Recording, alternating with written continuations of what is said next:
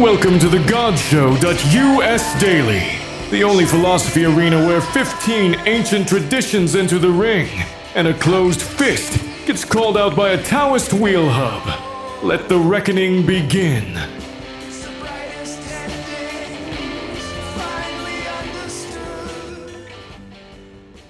This podcast comes from the GodShow.us, a free daily multilingual project where one question gets answered through 15 wisdom traditions. Find today's question of the day, ask your own, and discover your personal belief profile at the GodShow.us. Today's question: when I realize I have been more devoted to being loved correctly than to loving well, what have I been calling a relationship? That might mean, what is it when you keep a silent ledger? When your generosity has a receipt attached? When the other person is less a person and more a verdict on you? The question is about the gap between loving and performing love, and what we name that gap while we're living inside it. Almost every tradition here reaches for the same image without coordinating: a ledger. Islam calls it tallying receipts where there should be prayer.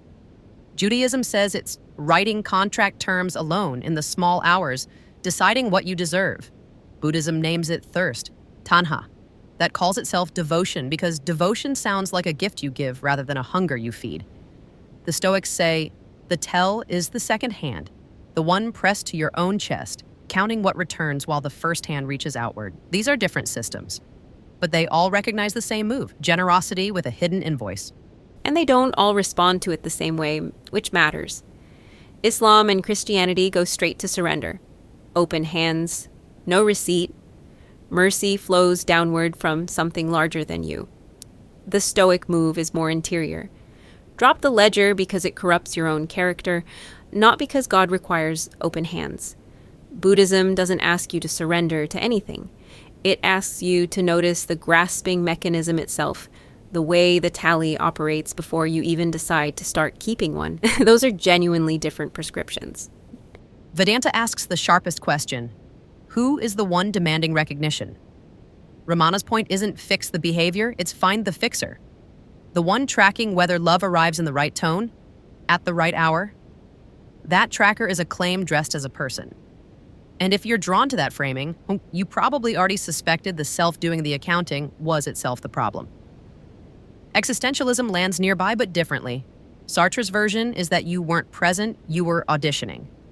The other person was breathing and specific and irreducible and waiting in a room you never entered.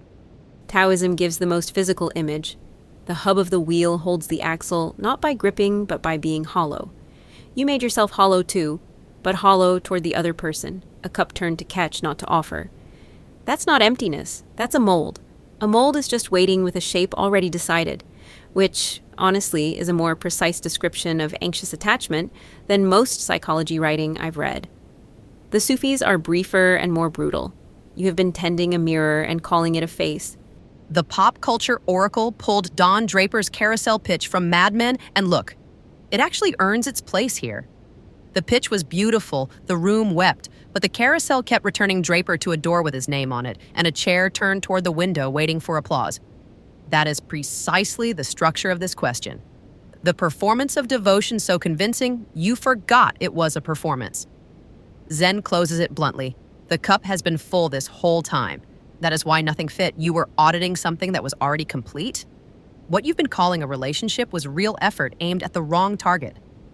Several traditions here say the ledger isn't cruelty. It's a defense mechanism wearing devotion's clothes. Noticing it is not a verdict. Tomorrow's question is waiting at the GodShow.us. Ladies and gentlemen, the ledger has been audited. The closed fist has been identified, and 15 traditions have unanimous agreement that the receipt belongs in the trash. The GodShow.us is a free daily multilingual show, and it stays free because listeners like you share it. Subscribe wherever you get podcasts and keep showing up. If you want to support the project or ask the next question, head to the GodShow.us. The GodShow.us would like to thank our sponsor, Typeset.us. When generic web typography is letting you down, refine your work for free using Typeset.us. And thanks to dyorkmusic.com for our dark rock intro tune. See you tomorrow for our take on the God Show's question of the day.